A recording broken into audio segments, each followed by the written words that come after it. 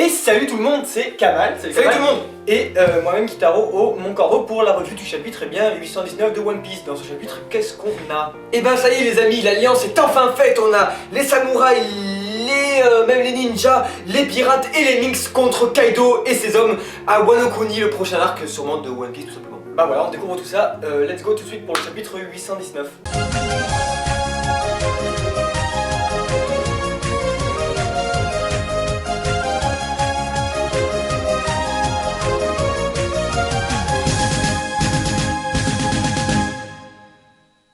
Tout commence avec les derniers vœux, même le dernier vœu du Daimyo Oden, soit le père de Momonosuke, qui est de réouvrir les frontières du pays de Wano.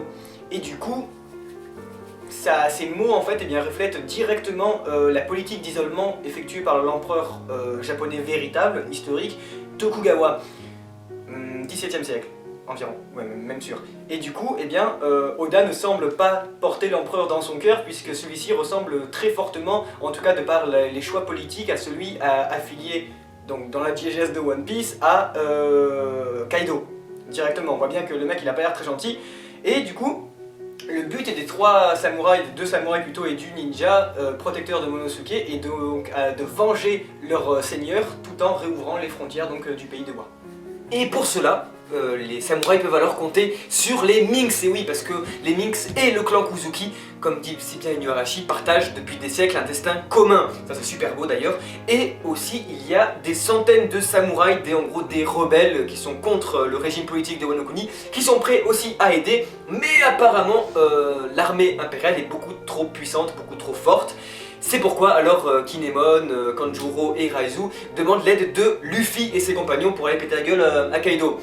Et on se pose une question qui est plutôt intéressante et mystérieuse, c'est que Inuarashi dit clairement « Ouais, mais ils ont pas encore tout vu, les Minks sont un atout spécial. » Qu'est-ce que c'est vrai? Bien qu'attristé de sa défaite contre Jack, il affirme avoir une carte maîtresse, un atout je ne sais quoi, qu'ils n'ont toujours pas dévoilé et que ça va pouvoir démontrer la véritable puissance des Minks.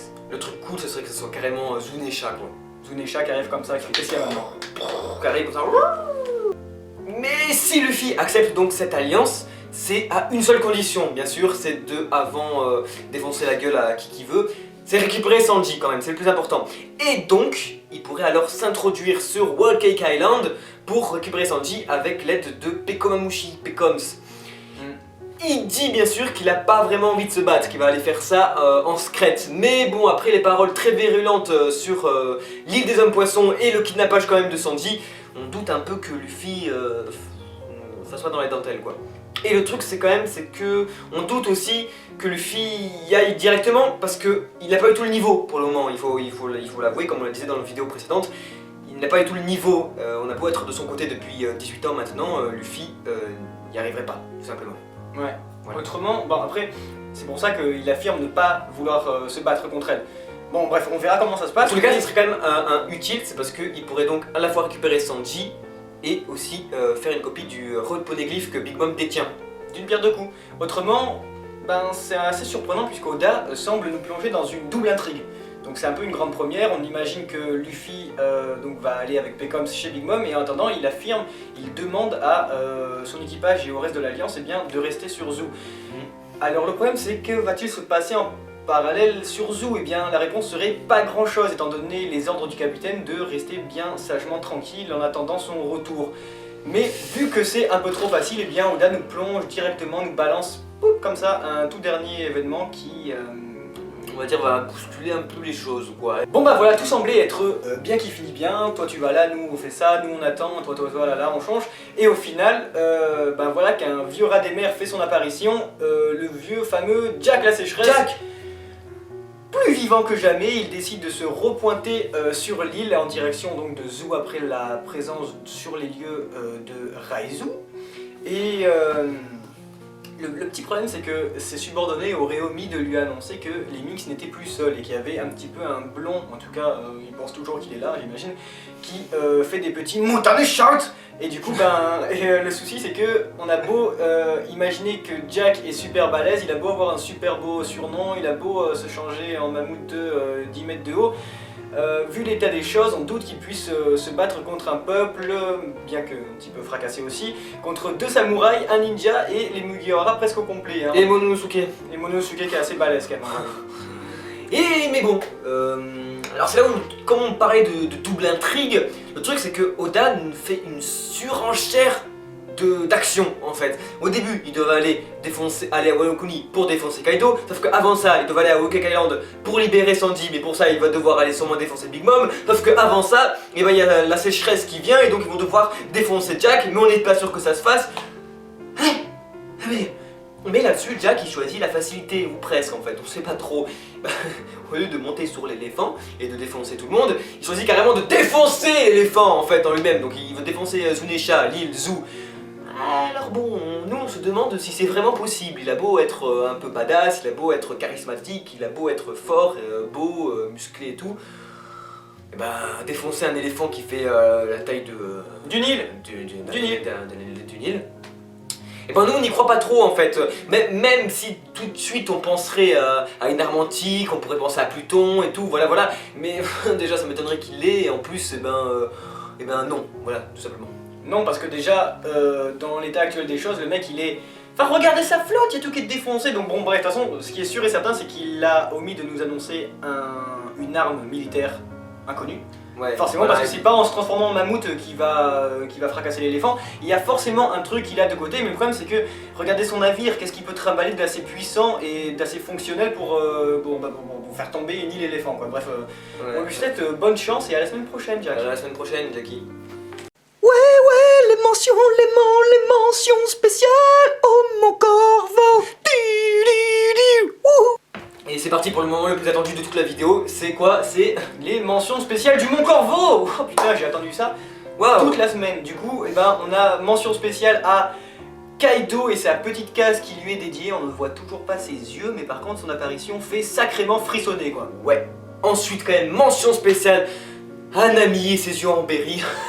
Ça ne nous avait pas manqué. Bref, sinon mention spéciale à Law qui n'a pas du tout la même définition d'alliance que Luffy, décidément. Et enfin, tout de même, mention spéciale à Zoro qui est totalement frustré et jaloux là parce qu'on est là en mode ouais, mais Sanji lui, quand il est à fond de sa forme et tout, il vaut au moins 1000 hommes. Et Zoro il est là en mode derrière, ouais, bah moi j'en vaux au moins 2000. Un sacré Zoro, ça va, un sacré Zoro, toujours à vouloir se faire. Encore plus attendu que les mentions spéciales, c'est quoi? C'est la conclusion. Bon alors qu'est-ce qui va se passer? Bah nous on pense tout simplement qu'un combat avec Jack est inévitable, hein, à part si Kaido lui envoie un petit texto là comme ça au dernier moment qui lui fait non s'il te plaît MDR reviens, attaque pas Zou, c'était juste pour la lol. Et ben on pense qu'il va y avoir bagarre nous quand même, c'est comme ça, c'est maintenant, c'est tout de suite là, c'est vas-y, c'est parti quoi. Et aussi un autre point nous qui nous énerve, qui nous ennuie un peu au Mont Corbeau, c'est la place de Law dans l'histoire, dans l'intrigue. Alors bon, il est de la partie, il reste, il fait l'alliance et tout, il a accepté. Mais nous, ça nous énerve un peu parce qu'on a toujours peur de l'overdose. Merci. Et en gros, on n'aime pas trop ça parce que le quitter maintenant, en fait, ça nous rendrait 1000 fois plus heureux de le revoir plus tard dans le manga. Alors que là, on en a toujours un peu trop de Law, oh, c'est Law, hein, c'est le meilleur des rookies. Non, et en plus, maintenant, il commence un peu à substituer la place de Sanji dans l'équipage. Et ça nous plaît pas trop. Voilà, le truc qui m'a dérangé, moi, dans le 818, qu'on a omis de vous dire, et bien, c'est que, en fait, c'est quand même un passage clé. Le chapitre 818, on est tous d'accord qu'avec les rods négatifs et tout, c'est quelque chose d'hyper important pour l'équipage. Et ben, du coup, on a plein de cases. Allez vous le voir, où ils sont tous comme ça. Waouh, Raftel, waouh, il y a tout l'équipage vraiment comme ça, comme un éventail là qui ouvre des grands yeux, et on a Law qui est au milieu comme ça qui fait waouh aussi. Alors pourquoi il est là? C'est vraiment particulier, je veux dire, il y a les 8 et Law. Donc comme si c'était... Bon bref, ça nous dérange un petit peu. C'est un peu dommage. Mais on va finir sur une note un petit peu plus intrigante et un peu sympathique, c'est le cas du chien et du chat, et de leur dispute en fait. Du coup, on en sait un peu plus sur comment ça s'est passé, puis leurs origines. On sait précédemment, souvenez-vous, le chapitre 818 d'ailleurs, je crois que Oden, le Daimyo Oden, le père de Momonosuke, est à l'origine de la dispute des deux rois Ming-chose. Et du coup, maintenant, on aurait même peut-être un semblant d'indice temporel. Wanda étant un petit peu la Nami Minx, de termes physiques et tout ça, on peut même donner une sorte d'approximation d'âge en fait, et on pourrait lui donner environ 20 balais à la meuf Minx. Et du coup, on sait, c'était dans sa jeunesse quand elle était toute petite qu'elle dit que les deux chats et chiens donc sont rentrés d'un long voyage, on imagine donc de Wano Kuni, et qu'ils sont rentrés donc près de la mort quoi en fait, et bien tout le temps en se cherchant des noises. Donc à votre avis, qu'est-ce qui a dû bien se passer? On aimerait bien que vous nous donniez votre avis en fait sur quant à la querelle des deux, parce que c'est quelque chose d'assez impressionnant, et puis vous les voir maintenant amis, puis nous faire la fête ensemble et tout ça, maintenant ça semble vraiment être plus sympathique, plus chaleureux pour les Minx et pour l'ensemble du pays. N'hésitez pas à nous dire ce que vous en pensez, puis quant à nous, c'était Voilà, la fin. avant de finir, quand même, c'est que il faut parler encore une fois pour conclure de cette intrigue, c'est que comment Oda va gérer tout ça en fait, surtout. Non, il va y arriver. Bon voilà, c'était Kamakero et Kitaro. Oh mon corps. Ciao tout le monde.